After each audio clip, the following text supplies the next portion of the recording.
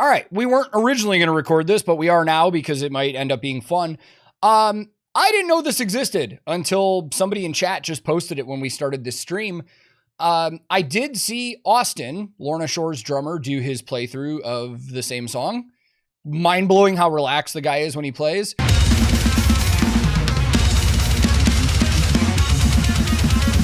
But now their bassist, Michael, also has a playthrough of Curse to Die. A bass playthrough, obviously. Now, Lorna Shore didn't have a bass player for a while. And I had a conversation once with Adam, their guitarist, about like their bass lines. And he's like, yeah, when I write bass lines for music, I just follow the guitar part, which is insane to me. Because if you listen to their guitars, it's stupid. Like, you're following that with a bass.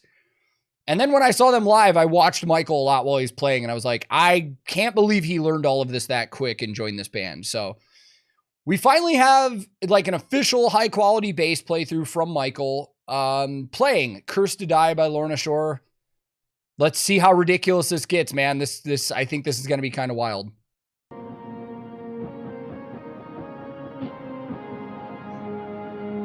Spaghetti strings, dude.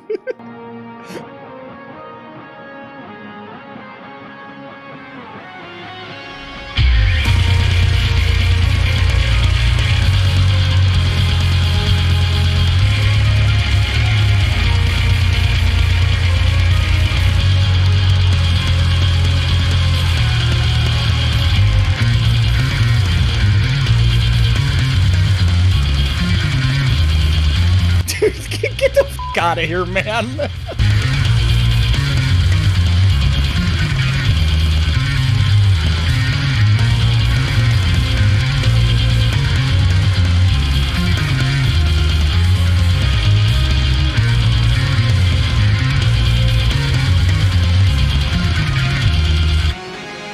You know, okay, there's a lot of thoughts on my mind already. First of all, did you guys know he's a drummer? He's a drummer in another band. He learned bass to join Lorna Shore. Like, yeah. This dude has not been like a bass player his whole life. He learned bass to join Lorna Shore. He's a drummer. He filled in for Lorna Shore when Austin couldn't do one of their tours. There's no way I'm doing a 1 hour song challenge to this. No chance. First of all, it's because this is not the kind of style I play on bass. But one of the things I will say is, I know on YouTube, everybody goes nuts over like, you know, the crazy slap players and stuff like that. Like that whole notion that you're not good at bass unless you're doing crazy slap and pop riffs and stuff. I'm more impressed by this. Personally, I'm more impressed by a bass player that can play this speed and play these progressions and riffs with a pick like this. I mean, it's impressive, dude. And he's a signature artist of Ibanez. He's playing one of their multi-scales. It's really cool. I've still never played a multi-scale instrument. I think it might be kind of fun. Is it a multi-scale? I believe it is. The last time I looked, I'm like, am I looking at an angle? Is it not? It is. And I like his tone. I like his tone a lot. It's punchy. It's got a tiny bit of grit to it. You can kind of hear like the string pinginess to it, which I like on bass. Like it's a solid tone too. So, all right, let's keep going on this one and, be more amazed.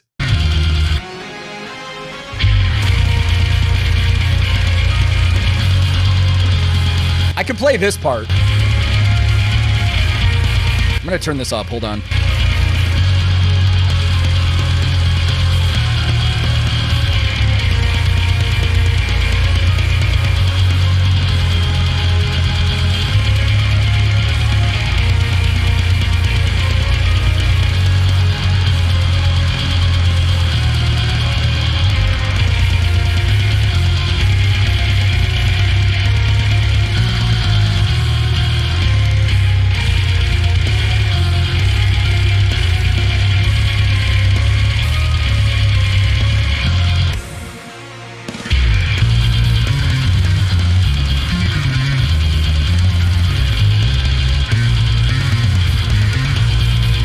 Quick, I just want to talk about his grip on his pick.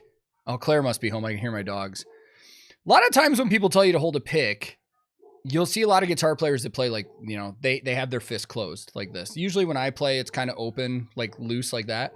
There's been a couple times where he's been holding his pick and he's like this. And it almost looks like he's doing that to mute strings.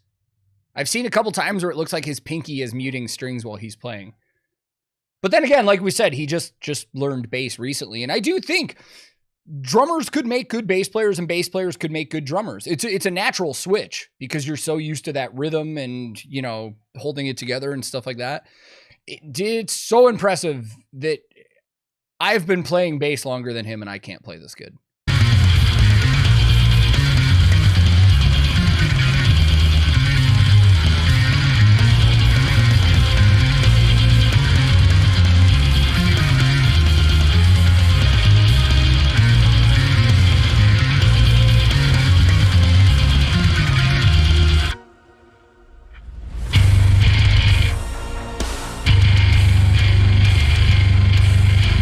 That is so low.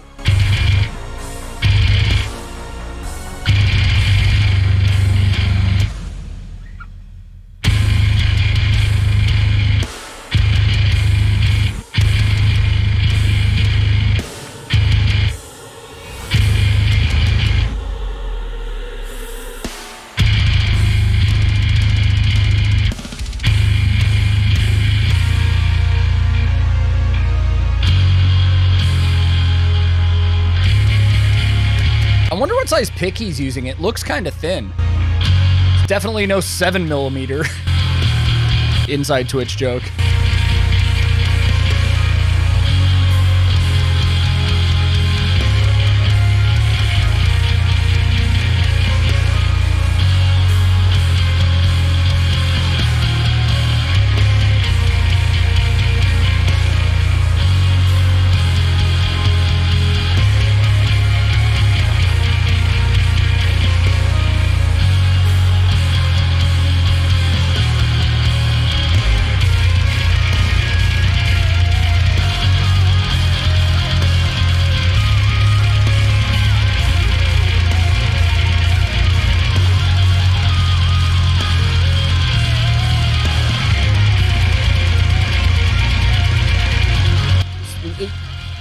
Perfect bass right there.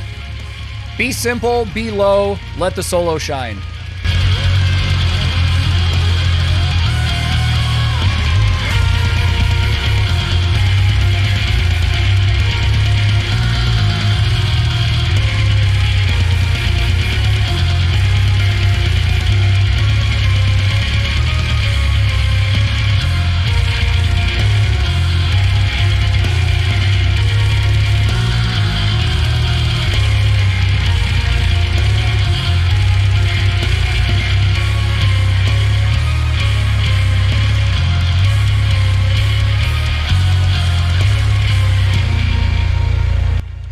I wish I knew a lot more about music theory because there are like riffing wise for this song, there are sometimes the guitar and the bass doesn't go where like my mind thinks it should because of how the symphonics are written with everything. Like, dude, I'm constantly blown away by this band. Just their writing and in the production and how everything sounds like.